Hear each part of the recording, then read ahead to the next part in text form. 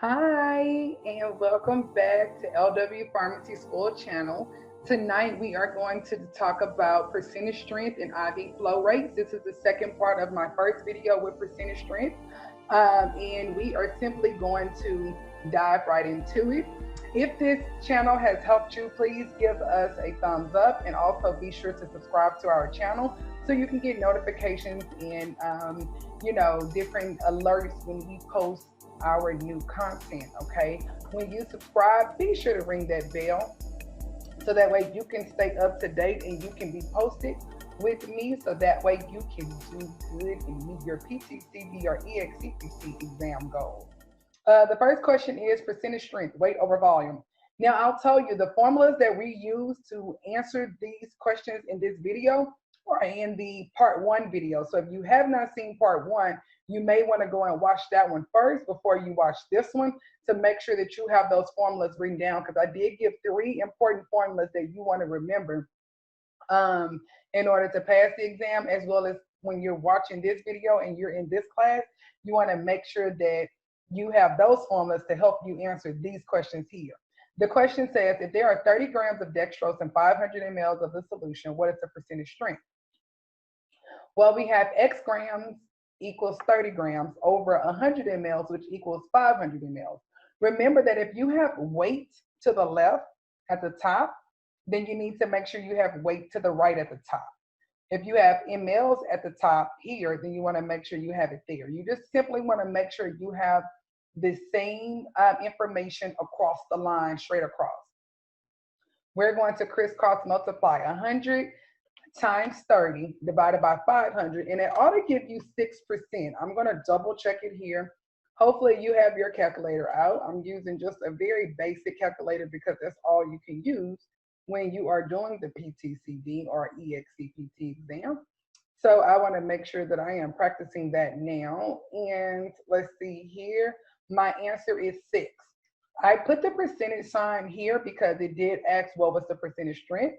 So you want to make sure you put that percentage sign behind it, or you want to give them the answer the way that they asked for it. One thing I'll tell you, if you were doing this and there was a multiple choice answer that says 6 milligrams and you're moving too fast and you select milligrams, you're going to get it wrong. Even though you said 6 and you got 6, you didn't give it in the format that the question asks. It's asking for percentage strength, not milligram strength. I got somebody. So look, you want to make sure that you are reading with your eyes and paying attention with your head so you can be as correct as possible. Okay. The answers are the not the answers, but the numbers that we picked out here was 30 grams and 500 mLs. Lindsay, where did y'all get that 100 ml? That's why you need to go back and watch the first video so you can know the formula so this can make sense to you. Because if you're asking me where I got the 100 ml from, that means you did not watch that first part one. So you need to go back. Okay, I'm not going to tell you. You got to look at it. The next one, if there are 875 milligrams medication in a 2 teaspoon dose, what is the percentage strength of the solution? 2 teaspoons to all of my LW Pharmacy School friends. What do 2 teaspoons equate to in milliliters? 10 mLs. Yes, you are so smart. Look at you. You're doing better than you were last year. You're doing better than you were 2 weeks ago. 2 weeks ago, you didn't remember that. You know it now. 2 teaspoon dose equals to 10 mLs, right? So, with that being said, and I actually have, shucky ducky. I actually have the 10 mLs over here underneath this little dropper to kind of remind you that that is 2 teaspoons equals to 10 mL. You get it? Maybe not, whatever. But the numbers we needed here was 0.875 and we needed 10 mL. So where did you get 10 mLs from, Lindsay? I got it from 2 teaspoons because 2 teaspoons equal 10 mL. Because 1 teaspoon equals 5 mL. And so if I got 2, that means I have 10. Oh la la, you are so smart. Okay, crisscross, multiply, and divide. Or you can do 0.875 divided by 10 times 100, and you'll still get this answer, okay? It's percentage strength, so I did go ahead and put 8.75 grams down here so you can know that that would be the end result. If they didn't ask for it in percentage, but because they're asking for it in percentage, it's going to be 8.75%, which is weight over volume. Okay, so hopefully you are paying attention to this. Percentage strength, weight over weight. This is a little different. It's the same thing, but now we're talking weight over weight. So you'll see that you won't see any mLs here because we're strictly dealing with weight on top of weight. There are 1,250 milligrams of hydrocortisone in a 5 ounces of ointment. What is the percentage strength of the drug? What the lovely Lindsay did for you today is I went ahead and I underlined the numbers we're going to use so that way we can make this very easy, right? Because life is easy. Life is not hard. It's simple. Life is what you make it. There's no pressure on life but the pressure that you apply to life. If you apply a lot of pressure to life, it's going to be very, very hard. But if you allow you to breathe and to allow life to really kind of take you, then you'll be fine. But sometimes we're just so pressured, right? Thank you.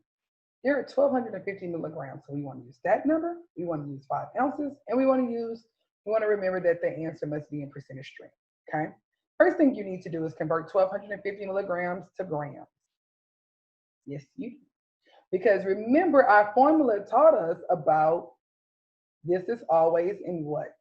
What weight is this always in? Is it always in milligrams or is it always in grams?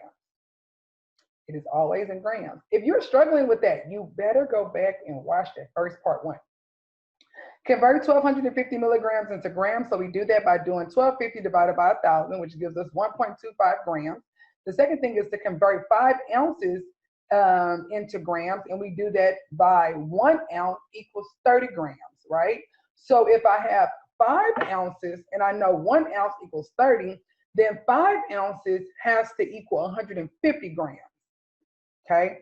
Yeah, I kind of put that one in there because I need y'all to know like everything is not sunshines and rainbows. Like sometimes this is a little challenging. So this is where you do need to see this extra work. So that way you're like, Lindsay, all Lindsay did was show me the easy stuff. No, I'm gonna show you everything. X grams over 1.25 grams equals 1 gram, 100 grams over 150 grams. Basically, you're just gonna crisscross multiply and divide, or you can divide 1.52 divided by 150 times 100, whichever is easier for you. Your answer is going to be 0.83 percentage. I didn't put the percent sign there. I left it out, didn't I? Oh my God. Shame on me. But this one is weight over weight. It is weight over weight. If this video is helping you, if this video is encouraging for you, give us a thumbs up, subscribe to our channel, and ring the bell so you can stay up to date and in the loop.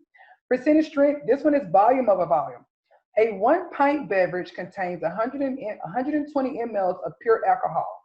What is the percentage strength of alcohol? Lindsay, how do we know this is volume over volume? Why? Because 1 pint equals 480 mLs. It ends in mLs. Okay, and then we have 120 mLs here.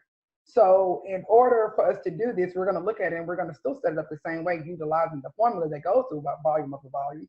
But we wanted to make sure that we could identify the formula to use. And how do we identify it? People are always saying, Lindsay, how do I know what formula to use?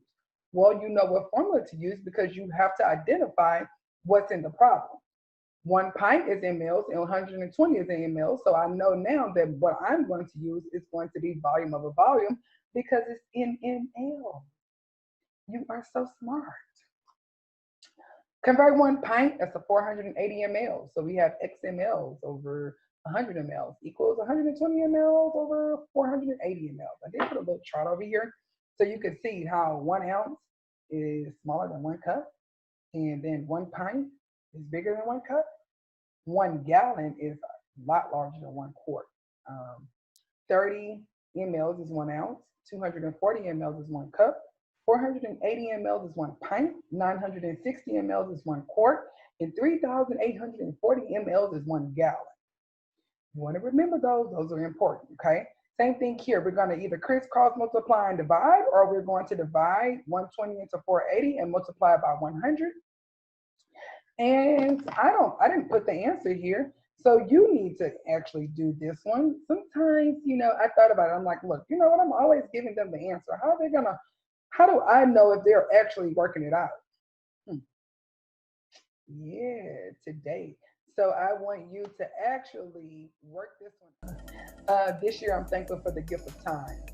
Time is definitely on my side this year, and I'm thankful for that. Have a great one. See you again next week, and until then.